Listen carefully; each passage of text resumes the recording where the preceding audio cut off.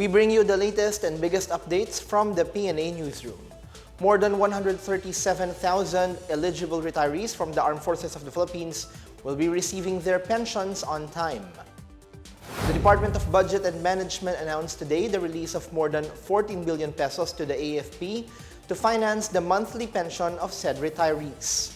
The special allotment release order and its corresponding notice of cash allocation covered the regular pension requirements of military retirees from January to March this year. The DBM said the fund is chargeable against the Pension and Gratuity Fund under the 2023 General Appropriations Act. Budget Secretary Amena Pangandaman said the timely release of funds shows that the government recognizes the critical role of the AFP in the security and stability of the country. The AFP said there are about 137,649 pensioners as of December 2022.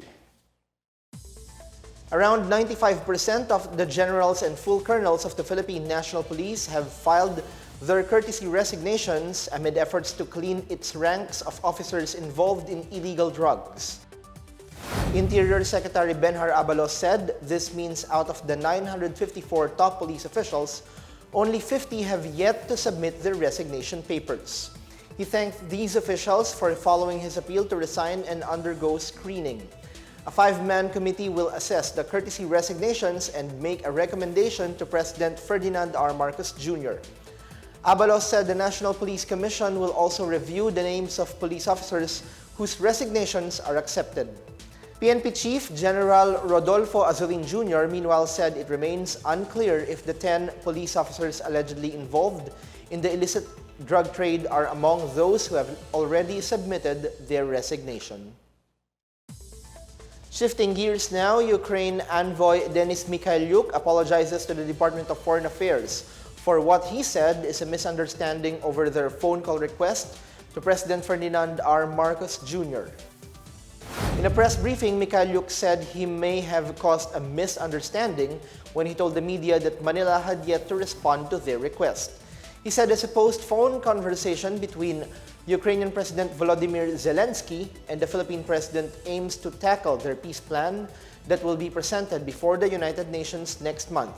Mikhailiuk said Ukraine is hoping that the Philippines will co-sponsor the peace plan formulated by Zelensky. Meanwhile, the DFA said the Philippines and Ukraine already had a high-level interaction in November last year, with the Philippines expressing support to Kyiv for its accession to the Treaty of Amity and Cooperation of Southeast Asia. It also said venting to media is not a proper diplomatic practice. In sports, President Ferdinand R. Marcos Jr. has granted Filipino citizenship to professional basketball player Justin Brownlee.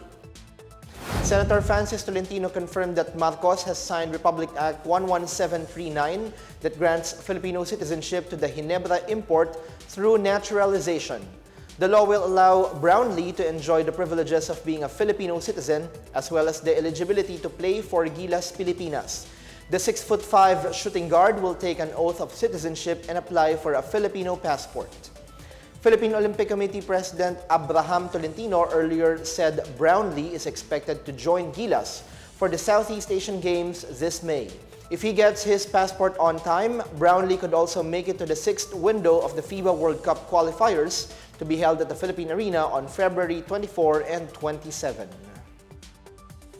That's the latest and biggest stories from the Pna Newsroom. For more news content, visit our webpage or head on to the Philippine News Agency's Facebook and Twitter accounts. We are also shown on the social media pages of the Presidential Communications Office and Radio Pilipinas, RP1. Stay tuned for more news updates. I'm Benj Bondok. We tell stories that inspire change.